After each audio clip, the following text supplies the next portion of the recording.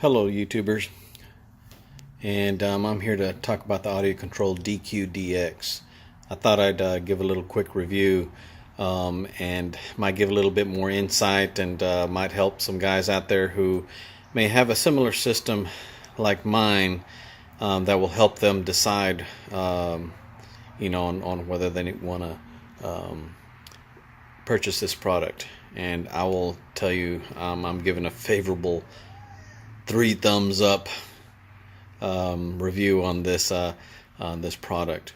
So you can see here, this is an EQ 6-channel digital signal processor with signal delay, and I would tell you what, this thing has woken my system up like I would not have expected. And sound, I'm going for a sound quality in my system, and this thing has again, hands down, my best investment in my system so far. So what I have is a 2013 Mustang GT. Got my RTR style stripes and SVE 19 by 9.5 inch wheels. So let me bring you back over here, kind of go over my system for any of you guys that may have something similar. Start out with the sub. They got a Rockford Fosgate P2 12-inch sub in the sound ordnance box. Over here on my left, that's where I have my AudioControl DQDX. Cross back over here on the right side of the trunk, I've got my, sorry for the poor lighting here, but that's the Fosgate R500 1XD pushing my sub. Then I've got the Fosgate Prime 500 X4 4-channel amp, which provide power to my my mids and highs. It's gone to the cab. Step in here. Start out with my head unit. Got a Kenwood DDX 795 running through the iDataLink Maestro MUS1 kit.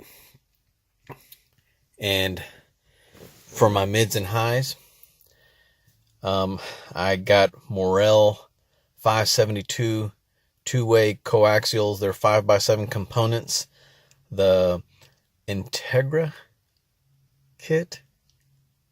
God, don't quote me on that. My mind just went blank, but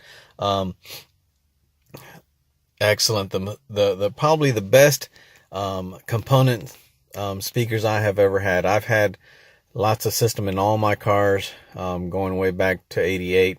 I had some MB Quartz 6.5s and tweeters and whatnot. I had all kinds of great systems, but these are the most smoothest. I like mellow and smooth, and with obviously seeking sound quality.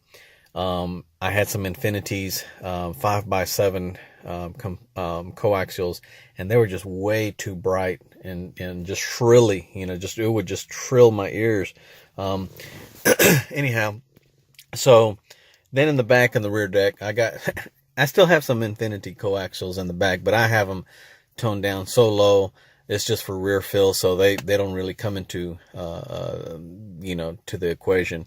So anyhow, what brought me or led me to the DQDX was, you take out the DQDX from what I have here, and I was running all my time alignment, my front staging out of the DDX 795, and EQing out of there as well, and it did a good job. It sounded good, especially with these Morels, but I wasn't quite happy with the low end. The Kenwood EQ only has like 2 controls for the bottom end. I think they're at, don't quote me, I think around 63 hertz, and then it jumps to 83 or 100, and I mean there's only like 2 or 3 bands bandwidth control for the low end, and so again, it would be nice. And then the other thing with the control was I was never pleased with the Fosgate punch level control. I tweaked it I don't know how many times, and I ended up just disconnecting it and setting my gains and whatnot, and I had better overall control and sound quality without it. So that was the other thing that I didn't like. And anyhow, so that control, that punch remote, you turn it up, and then it would be too much, too powerful, and then you dial it down, and then it wouldn't be enough. You could never find the sweet spot for whatever source or song that you're playing. I was just never quite happy with it. So anyhow, I knew this DQDX had like about 7 bands of sub bandwidth, for the low end control, and I knew that was going to please me there. But as far as time alignment and the line driver aspect of matching the levels between the RC outputs out of the DDX to and in between the amps, that's what I think is key to making this product blow my mind. Okay, so what this will do when the first thing you set it up is you obviously hook up your RCAs and whatnot, and then you want to match level the power. It has ability, so you power this up, you disconnect the RCAs out to the amps, and then you crank this up to about 75% of volume, and then it has a little dial in which the light will tell you, okay, it'll flicker, and then you want to back down just a little bit. Anyhow, it matches, get great output before it distorts, and then it does the same thing on the output. Once you get that, then you're good to go. From there, you do the time alignment, and it brings it from the sound stage, which starts down over here by the right, and then it brings it up here to center, and does a great job with that. Of course, remember what you got to do also. If you have a head unit up here, you flatten out all your EQs to all your sources. You zero out your RTA. Make sure that there's no type of audio enhancements, the bass boost, all that kind of stuff. Make sure everything is defaulted to flat and 0.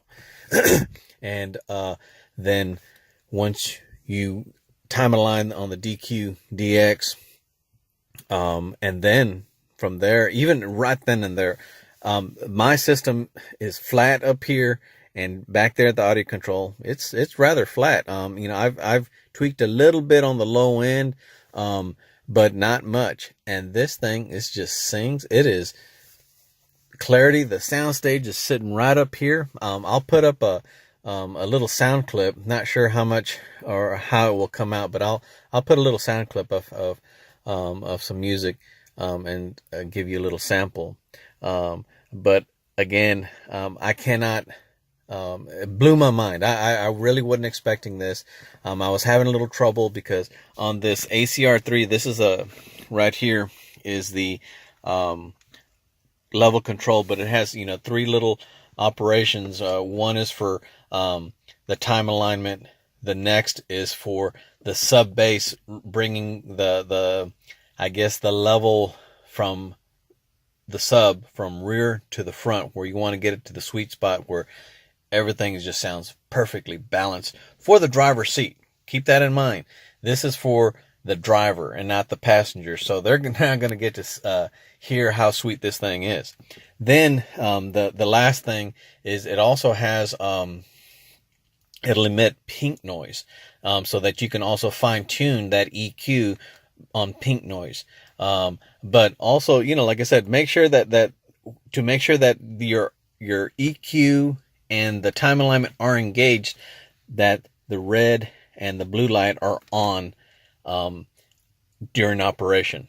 I had the manual doesn't give you that. There was a separate manual that on the ACR3 that kind of detailed the lights, because the lights will indicate what mode you're in.